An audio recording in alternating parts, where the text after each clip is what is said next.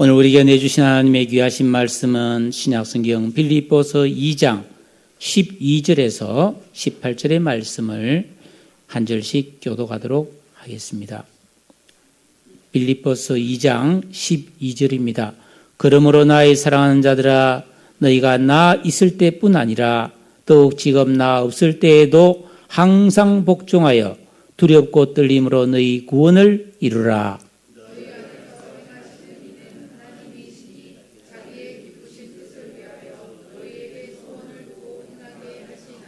모든 일을 원망과 시비가 없이 하라.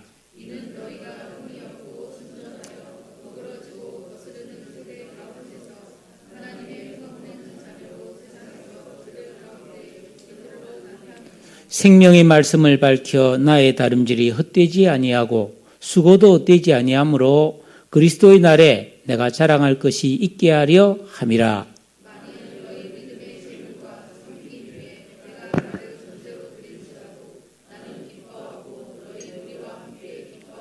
다 같이 이와 같이 너희도 기뻐하고 나와 함께 기뻐하라.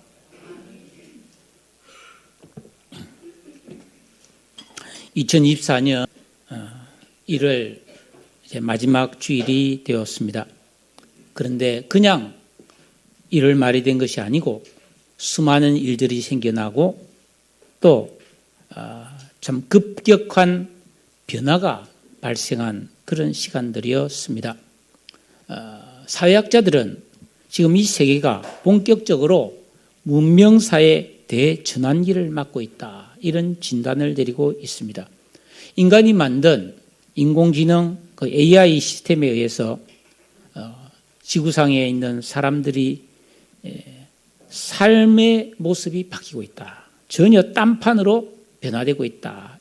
요즘 신문이나 잡지, 경제 기사란을 보면 AI라는 말이 없이는 말이 안 될 정도입니다. 최근에 새로 나온 핸드폰도 AI가 들어가 있어서 동시 통역이 되는 그런 시대입니다. 그러니까 이거 하나만 딱 들고 가면 어느 나라 나가서 대화가 되는 거예요. 바로 통역이 되고 전화로도 이제 상담도 할 수 있을 정도로 그런 참 놀라운 일이 벌어지고 있습니다. 여러분, 인류의 문명사를 보면은 이 중세 시대는 신본주의 사회였습니다. 1000년 이상 유럽을 중심으로 한 이 중세 사회는 인간의 삶은 오직 신을 위하고 하나님의 영광을 위한 삶으로 살았습니다. 유럽 전역을 지배하던 로마가 서기 313년 콘스탄티누스 1세 그 황제의 밀라노 칙령으로 로마가 기독교 국가가 되었습니다. 그러니까 전 세계가 기독교를 믿게 되었죠, 유럽은. 그래서 유럽 사람들은 한 명도 예 없이 다 교회를 다 어마어마한 교회들이 세워졌죠. 그런데 문제는 이런 신본주의 사회가 하나님을 기쁘시게 못했어요. 사람도 행복하지 못했어요. 왜? 잘못된 신본주의였기 때문에. 그 당시는 그림, 음악, 모든 것이 하나님을 찬양하는 것으로 다 만들어졌단 말이에요. 근데 그 15세기가 들어오면서 금속 활자가 발명되고 인쇄술로 인해서 성경을 막 이제 출판하기 시작했어요. 그래서 사람들이 성경을 읽으면서 생각이 많이 바뀌면서 종교 개혁이 일어나고 르네상스라고 하는 이 문화 혁명이 일어나면서 또 인간의 권리를 주장하는 시민혁명이 발생하면서 이제는 인간이 이 세상의 중심이 되는 인본주의 사회가 만들어집니다. 특히 이제 19세기 들어서 산업혁명이 발생하면서 인간의 과학지식이 발전하고 20세기 들어서 대량 생산 체계가 확립되면서 대량 소비 사회가 되었습니다. 과거에는 우리 옷 한 벌로 살고 이랬잖아요. 근데 지금은 옷을 대량으로 만들어내 기계가 좋아가지고 방직 기계가 만들어지면서 엄청난 이 소비 사회가 되어 버렸다. 그런데도 사람은 여전히 진정한 기쁨을 누리지 못했어요. 여러분, 우리가 살고 있는 이 대량 소비 사회는 오히려 빈부격차가 발생합니다. 너무 빈부가 심하게 차이가 나요.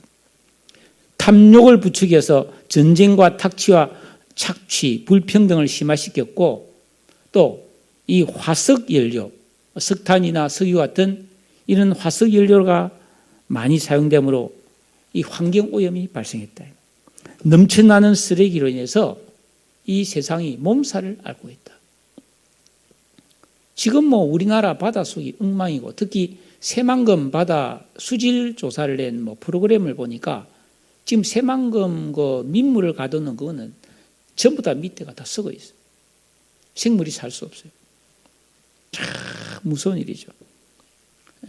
사람들은 어마어마한 지금 식사를 하고 있습니다. 그냥 간편하게 삼시세끼를 먹는 게 아니고 과식을 하고 있는 거예요. 그래서 해마다 약 600억 마리의 닭이 도살되고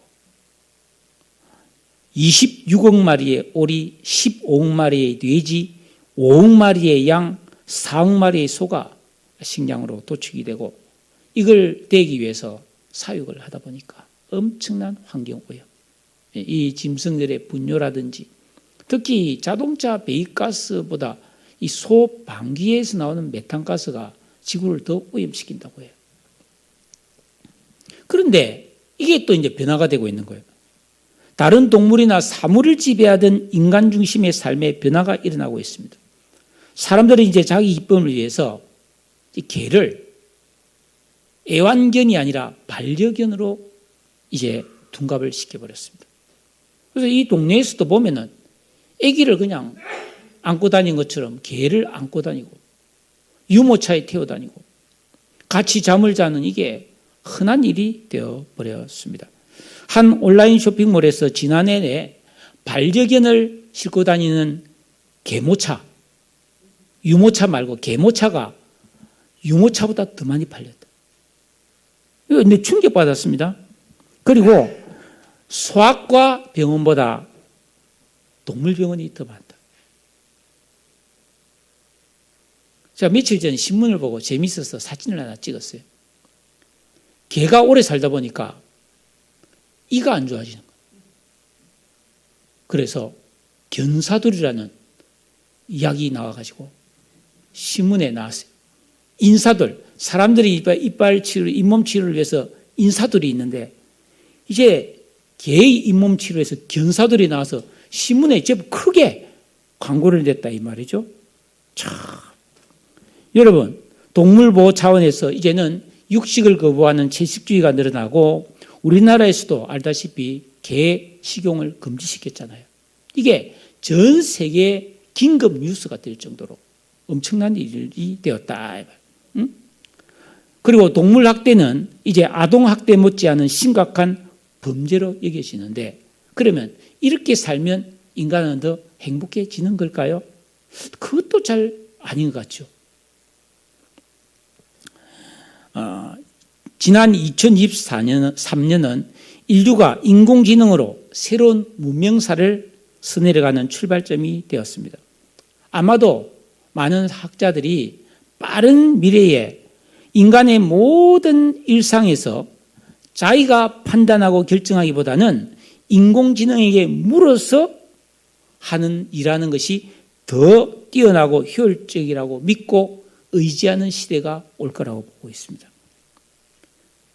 그 결과 이제는 신본주의에서 인본주의, 인본주의에서 이제는 물본주의 시대가 가속화될 것이라는 전망이 설득력을 얻고 있습니다. 조만간 가정마다 로봇이 등장할 것으로 봐요. 그래서 그 로봇이 허드렛 일을 대신해주고 온갖 인간의 시중을 다 들어준다고 해서 인간이 과연 진실로 행복해질 수 있을까? 저는 절대로 그럴 일이 없을 것이라고 봅니다. 왜냐하면 사람은 영적인 존재이기 때문입니다. 영혼, 육을 가진 존재, 특히 우리 심령의 가장 깊은 곳에 있는 영혼이 기쁨을 누리지 못하면 사람은 결코 진정한 만족을 누릴 수가 없음을 우리는 기억해야 합니다. 사도 바울은 이 빌립보 교회 성도들에게 편지하면서 간곡한 심정으로 오직 너희는 그리스도의 복음에 합당하게 생활하라라고 권면을 했습니다. 우리 예수께서 전해주신 이 복음을 믿고 구원받은 성도들이라면, 그래서 하나님의 자녀가 되고 천국의 백성이 되고 교회 공동체의 가족이 되었다면, 이제는 우리가 말에나 일에나 모든 생각하고 행동하는 기준이 복음이 되어야 한다라는 겁니다. 한마디로 말씀의 기준에 맞는 삶을 살아야 된다는 것이죠. 그 출발점은 예수님을 내 인생의 주인과 왕으로 모시고 순종과 기도의 진정한 영적 생활을 통해서 예수 그리스도의 마음을 우리 안에 품게 되는 것입니다. 그래서 그 이전에 아담 안에 있는 자기중심적이고 다툼과 허영심을 따르던 옛사람의 마음을 정리하고 뽑아내야 된다. 그래서 겸손한 마음으로 예수님처럼 이웃을 사랑하고 섬기며 복음의 말씀에 순종해서 자기를 잘 돌보고 갈무리하고 나아가서 다른 사람의 일을 돌볼 수 있는 예수님의 마음을 가지는 것이 우리 성도가 추구해야 될 믿음의 방향이라는 것입니다. 그러면서 오늘 말씀 12절에 보면 그러므로 나의 사랑하는 자들아 하고 아주 친근한 그런 호칭을 하면서 말씀대로 살지 못하고 다툼과 허영을 부려서 시끄럽게 하는 빌립보 교회 성도들을 향하여 책망하기보다는 온유한 마음으로 신앙생활의 구체적인 목표와 방법을 지금 오늘 본문에서 가르쳐주고 있습니다. 바울은 빌립보 교회 성도들을 책망하지 않았습니다. 왜냐하면 이 그리스도인이 예수 믿고 구원을 받았다 할지라도 우리의 성품은 단기간에 확 변하지 않기 때문입니다. 예수 믿고 구원받은 성도의 성품은 마치 야생동물을 길들이듯이 주님 안에서 일평생 말씀과 기도로 다듬어 가야 합니다. 그래서 온유한 성품으로 변화되어져 가야 됩니다. 그러려면 정확한 말씀을 배우고 순종하면서 기도를 하면 변화가 일어나게 된다고 성경은 말씀하고 있습니다. 그래서 바울은 너희가 나 있을 때뿐 아니라 더욱 지금 나 없을 때에도 항상 복종하여 두렵고 떨림으로 너희 구원을 이루라 라고 말씀하고 있습니다. 즉 그리스도인은 사람에게 잘 보이려고 기도나 선행이나 거룩한 삶을 사는 것이 아닙니다. 빌립보 교회 성도들은 바울이 처음 복음을 전하고 진리를 가르쳐 주었을 때 겸손하게 그 말씀을 받아 순종했습니다. 그것처럼 지금 바울이 떠나고 없을 때에도 동일하게 신앙생활을 해야 된다는 것입니다. 계명을 지키고 피차 복종하는 겸손한 삶을 살라는 것입니다. 그래야만이 각자 자기의 구원을 이루어갈 수 있기 때문이라는 것입니다. 여기 보면 너희 구원을 이루라. 이거는 성도라면 반드시 해야 되는 거예요. 따라합시다. 나의 구원을 이루어 가야 한다. 성도는 예수님을 믿고 영접했을 때 이미 구원을 받았습니다. 죄사함을 받고 하나님 자녀가 되고 천국 시민이 되는 구원을 받았는데 신학자들은 이 구원을 법적 구원이라고 말하고 있습니다. 1차 구원 혹은 법적 구원이라고 합니다. 그런데 이 구원은 나의 노력과 공로로 구원받은 게 아니고 하나님의 은혜와 예수 그리스도의 사랑으로 값없이 얻은 구원이라는 것입니다. 빌립보서 2장 8절에 너희는 그 은혜에 의하여 믿음으로 말미암아 구원을 받았으니 이것은 너희에게서 난 것이 아니요 하나님의 선물이라 라고 했습니다. 우리는 이 구원으로 죽었던 영이 살아나서 우리 영적 문제가 다 해결받았어요. 죽었던 영이 살아났습니다. 우리 안에 성령이 들어오셨습니다.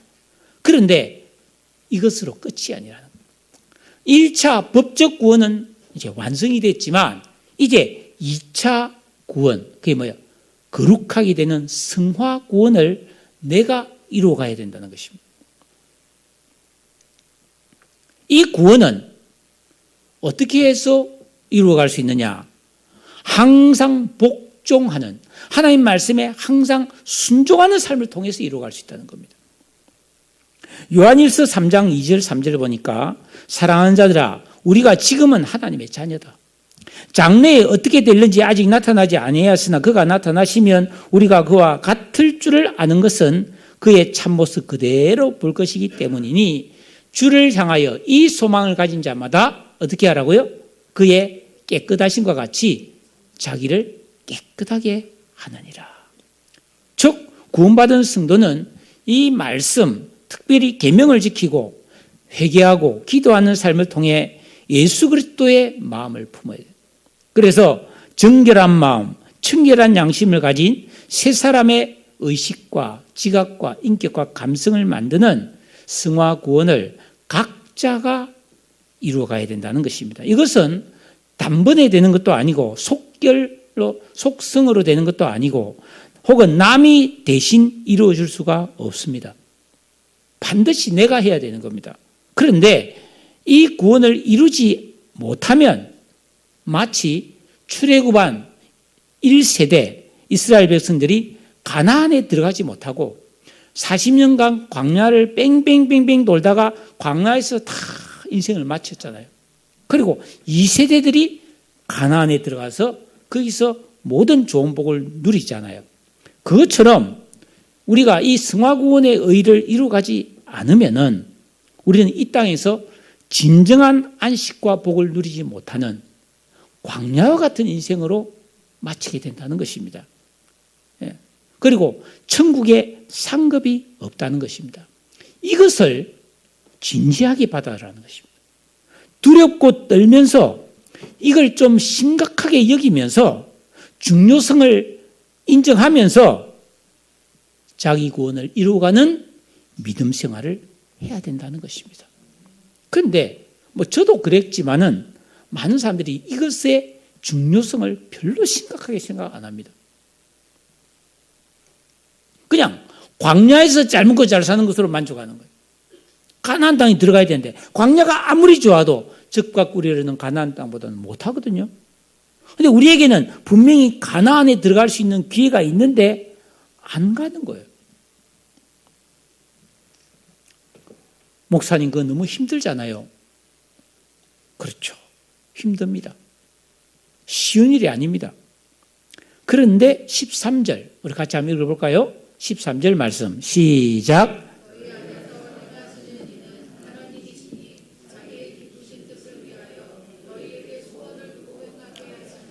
너희 안에서 행하시는 하나님이 계시다는 것을 말하고 있습니다.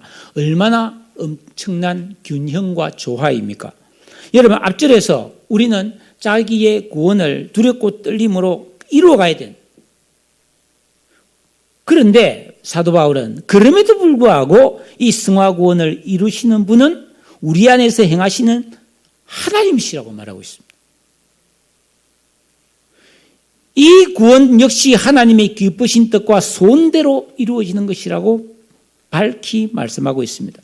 즉 내가 순종하고 내가 기도하지만 하나님의 은혜, 성령의 도우심이 있다는 것입니다. 그래서 우리는 힘들지만 감당할 수 있는 것입니다. 빌립보서 1장 6절에 보면 너희 속에 착한 일을 시작하신 이가 그리스도 예수의 날까지 이루실 줄을 우리가 확신하노라 라고 말씀하고 있습니다. 그렇습니다. 하나님의 뜻이 우리가 거룩하게 되는 것이잖아요. 그래서 우리가 이 일에 같이 결단하고 뛰어들어서 나아가기만 하면 하나님은 우리 안에서 일하시고 반드시 우리를 그렇게 거룩하게 이루어가실 줄로 믿습니다.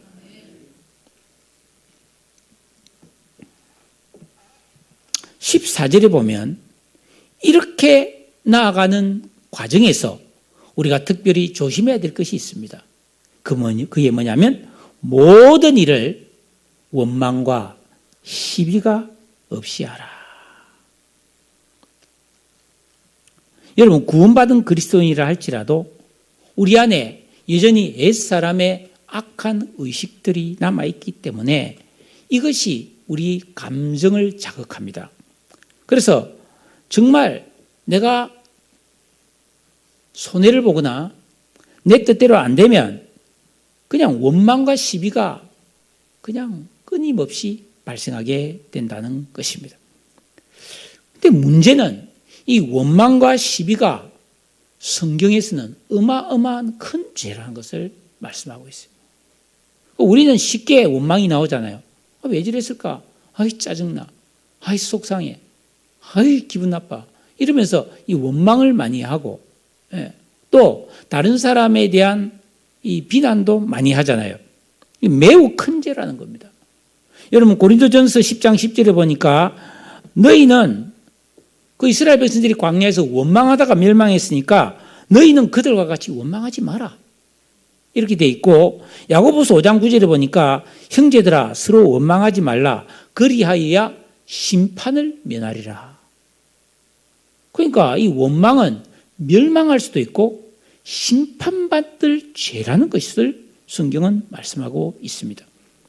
그런데 여러분 2장 3절에 보면 겸손하지 않고 내가 남보다 내 생각이 더 옳고 내 방법이 더 맞다고 여기고 다툼과 허영심을 우리는 끊임없이 갖게 되기 때문에 이 원망과 시비가 나올 수밖에 없다는 거예요. 여러분 이 원망이란 것은 투덜거리는 거예요.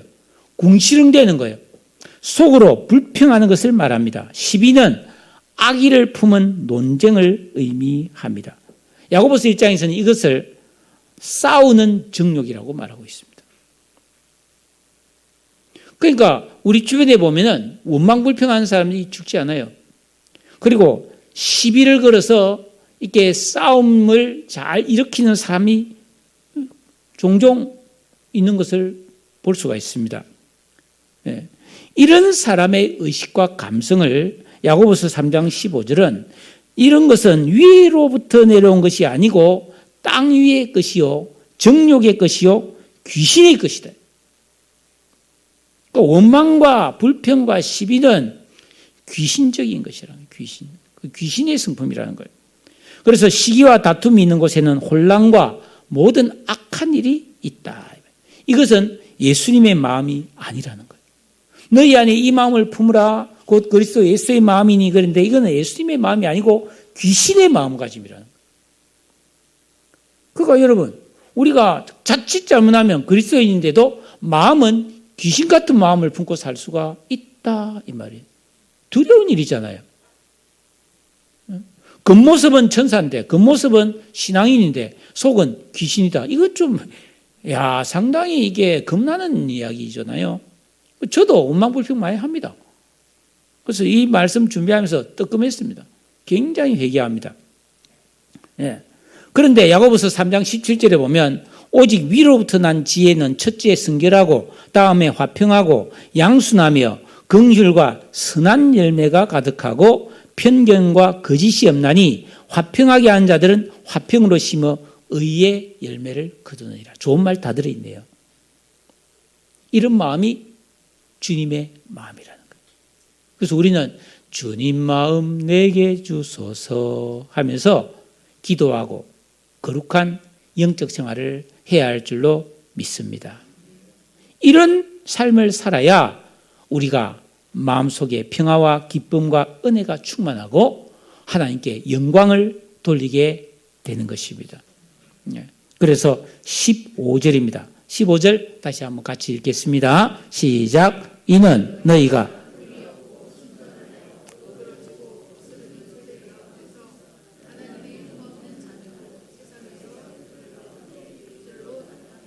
성경은 우리가 살아가는 이 세상을 어그러지고 거스르는 어둠의 세상이라고 진단하고 있습니다. 그런데 많은 사람이 아니야, 이 세상에 좋은 곳 많아. 그래서 가고 싶고 보고 싶고 누리고 싶은 곳이 많다고 생각하는데 사실 그렇지 않다는 거예요. 본질 자체가 어둠이라는 것입니다. 여러분 지금 매일 우리가 뉴스를 통해서 보는 세상을 한번 보십시오.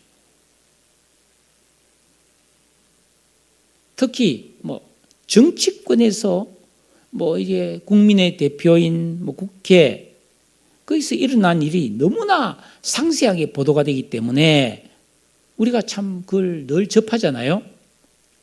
거기 나온 사람들 다 배울 만큼 배웠고 각자 자기 분야에서 전문성을 가진 뛰어난 사람들인데 얼마나 원망과 시비가 많습니까? 수준 이하의 싸움이에요. 이걸 이전투구라고 하는데, 이전투구. 예? 즉 진흙탕 뻘에서 개싸움하는 것 같아. 이렇게 보도가 될 정도입니다. 그런데 문제는 이것이 그들만 그런 게 아니라는 거예요. 나도 우리도 세 사람의 의식과 인격과 감성을 안 만들면 똑같은 수준을 못 벗어난다는 것입니다. 우리가 뭐 크고 작은 정도의 차이는 있지만 다 우리 속에 원망과 시비가 바로 이전투구라는 것입니다. 예? 성도는 이 비뚤어지고 뒤틀린 세상에 살면서도 흠이 없고 순전함으로 살아야 된다라고 말씀하고 있네요. 여러분, 여기서 말하는 흠이 없다는 말은 제사 용어입니다. 하나님 앞에 제물을 드릴 때 흠이 없는 것을 드려야 되잖아요. 우리 역시 거룩한 산 제물이 돼야 되니까 흠이 없어야 된다는 거예요. 어릴 때 우리 집이 예수를 믿기 전에는 제사를 드렸어요. 조상에게. 그러면 가난해도 제사 지내는 상에 올릴 과일과 이런 생선은 제일 좋은 거를 삽니다. 아무거나 사지 않아요. 흠이 있는 거 절대로 안 올리죠. 그런 건 다 그냥 먹지. 제일 좋은 것을 골라서 올리고, 녹그릇도 다 반질반질 다 닦고, 정성을 다하고, 다 옷도 다 새 옷으로 입고, 그렇게 제사를 드립니다. 흠이 없이 하는 거죠. 순전하다는 말은 이 세대의 악한 풍조에 물들지 않고 섞이지 않은 것을 말하고 있습니다. 성도와 교회는 이런 삶을 살아야 이 세상에서 빛으로 나타날 수 있다라고 말하고 있는 것입니다. 그렇지 않으면 똑같이 어두워져서 그냥 별 차이 없는, 그래서 세상의 조롱과 수치를 당할 수밖에 없는 것입니다. 지금 이런 일이 벌어지고 있지 않습니까? 어떻게 해야 될까요? 방법은 딱 하나입니다. 다른 방법이 없어요. 분명해요. 그게 바로 16절입니다. 다 같이 읽겠습니다. 시작. 생명의 말씀을 밝혀 나의 다름질이 헛되지 아니하고 수고도 헛되지 아니하므로 그리스도의 날에 내가 자랑할 것이 있게 하려 함이라. 방법은 하나입니다. 생명의 말씀을 밝히는 거예요. 이 밝힌다는 말이 에페콘테스라는 헬라어인데 단단히 붙들다라는 뜻입니다. 하나님 말씀을 확실히 내가 붙들 수 있어야 된다는 거예요. 즉 디도스 2장 10절에 이는 범사에 우리 구주 하나님의 교훈을 빛나게 하려 함이라 함과 같이 이 생명의 말씀, 이때 말하는 생명은 헬라어로 조예입니다. 헬라에는 생명이 두 가지로 나옵니다. 하나는 바이오라는 생명이 있습니다. 이 바이오는 생명 이런 뜻인데, 이거는 아주 아름답고 싱싱하고 깨끗하고 멋있다가 반드시 쇠약해져서 썩어지고 소멸되는 생명을 바이오라고 합니다. 그런데 이 조예라는 생명은 영원히 충만하고 완벽한 생명을 말하는 거예요. 그러니까 하나님 말씀은 바이오라는 것처럼 좋았다가 썩어지는 게 아니고 영원한 말씀이기 때문에 조예라는 생명의 말씀이라는 거죠. 우리는 이 말씀을 붙들어야 된다는 것입니다.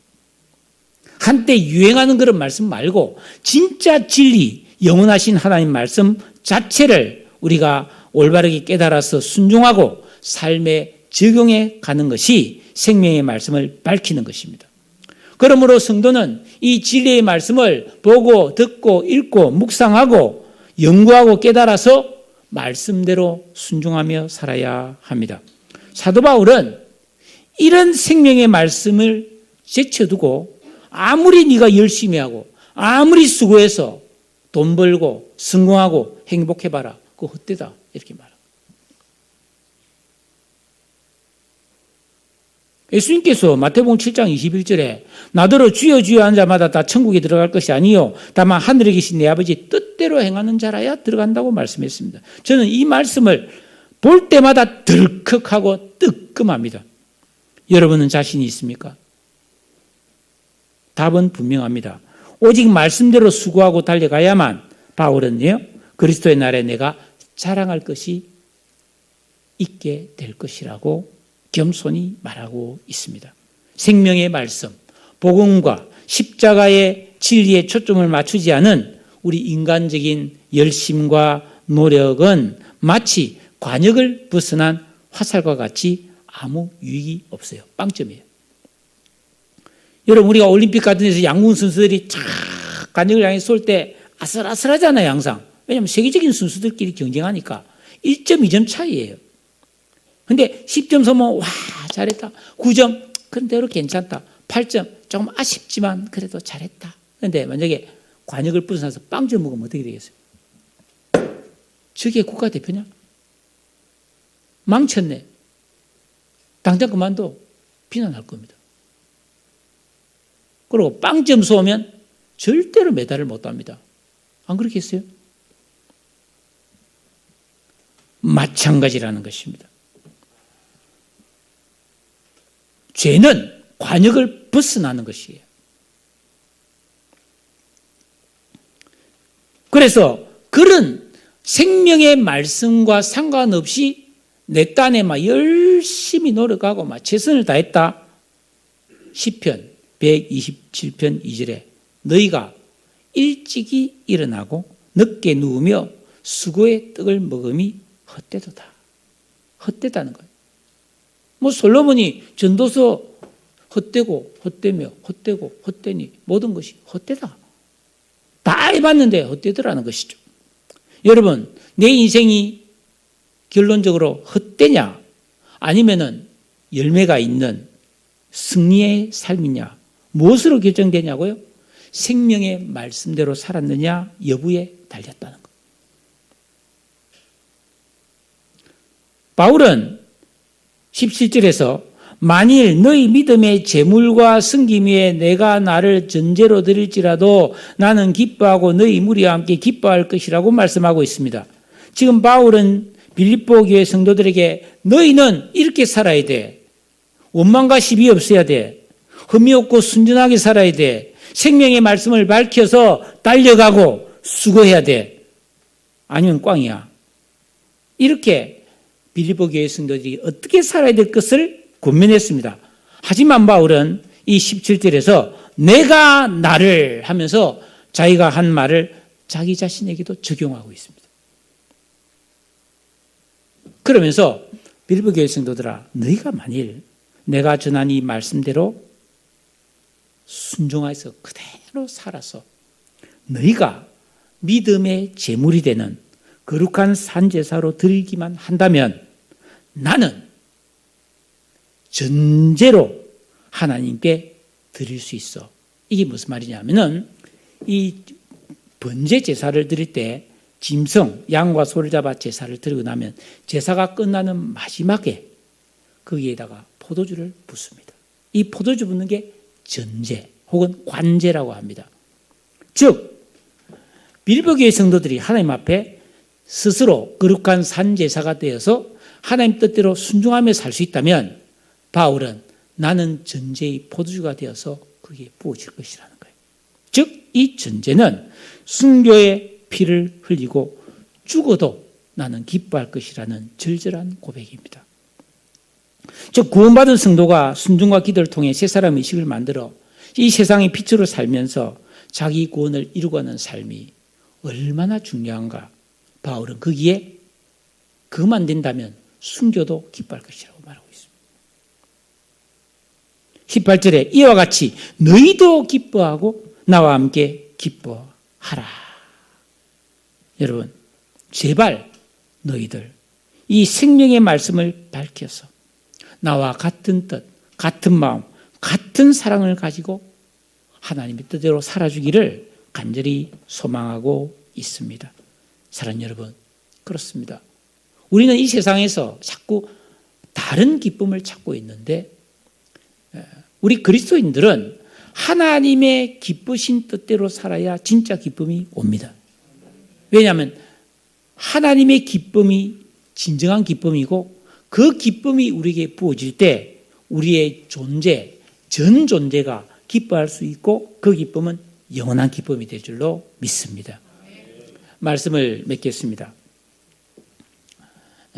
초밥, 스시라고 하는 걸 대부분 좋아하지요. 근데 이 스시를 그냥 만드는 게 아니래요. 이 초밥을 제대로 만들기 위해서는 밥 하는데 3년, 밥을 잡는 데 8년, 11년이 정설이라고 말해요. 11년을 해야 제대로 된 초밥 장인이 된다 그랬어요. 그래서 타계한 저 삼성의 이병철 회장은 생전에 초밥 한 개에 들어가는 밥알이 낮에는 320알, 저녁에는 280이라야 그 제대로 된 초밥이라는 거예요. 일본에서는 낮과 밤이 아니라 참치에 230알, 광어에 280알처럼 소재에 따라서 밥 차이를 두는데 쉬운 일이 아니겠죠. 탁 집었는데 280알. 그러니까 한두 개 차이 나는 정도밖에 안 나는 거예요. 실제로. 그런데 여러분 11년 이상을 혹독하게 훈련해서 요리사로서 이 초밥을 밝히 붙잡아 장인이 된 사람이 한둘이가 아닙니다. 수두룩합니다. 우리나라에도 많습니다. 여러분 요리뿐이겠습니까? 스포츠와 음악과 미술과 과학기술 등 모든 분야에서 오랜 탐구와 피나는 훈련을 통해 경지에 이른 달인들, 장인들이 세상에는 적지 않습니다. 그저 평범하게 살아가는 사람들은 이런 사람들의 도움을 누리면서 좋은 음악을 듣고 아름다운 예술 작품을 감상하고 편리한 물건, 신기한 제품들을 사용하면서 그냥 유익을 누리며 살아갑니다. 여러분, 지금 중동에 있는 카타르에서 아시안컵 축구 경기가 열리고 있잖아요. 우리나라는 역대급으로 뛰어난 선수들이 많이 있는데 지금 못한다고 막 말이 많죠. 저는 그걸 보면서 생각했어요. 국가대표국 축구 선수가 된다. 쉬운 일이겠어요? 몇천 명 중에 한 명이에요. 어쩌면 몇만 명 중에 한 명일 수도 있어요. 엄청난 연봉을 받는 사람들입니다. 밥만 먹고 축구만 합니다. 제일 좋은 시설에서 과학적인, 체계적인 훈련을 받으면서 가장 좋은 환경 속에서 축구만 생각하고 축구만 하는 사람인데 우리 마음에 들지 않죠. 저거밖에 못하나? 왜 저래 못하나? 아이고 당장 집어치워라. 뭐 그런 말을 우리가 쉽게 하잖아요. 축구도 밥만 먹고 축구만 하는데도 뽑히고 뽑힌 사람들이 하는데도 마음에 들어요, 안 들어요? 안 들 때가 많아요.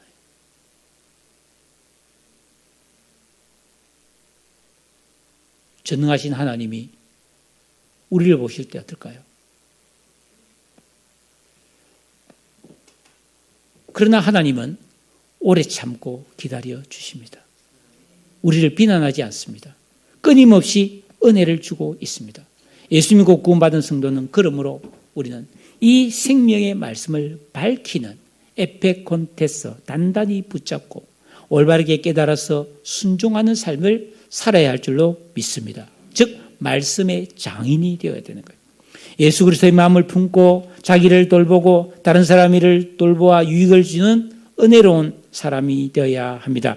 이것이 하나님의 기쁘신 뜻입니다. 그러므로 구원받은 성도는 주님을 기쁘시게 하는 사람이 되겠다는 목표를 가져야 합니다. 예수님의 마음을 품을 수 있기까지 우리는 고난을 겪어야 합니다. 수고를 감당해야 됩니다. 그러나 새 사람의 의식과 지각과 인격이 만들어져서 지혜와 명철이 생기고 우리 마음이 밝아져서 깨어있는 의식을 소유하는 기쁨과 행복에 비하면 우리의 고난은 작은 것입니다.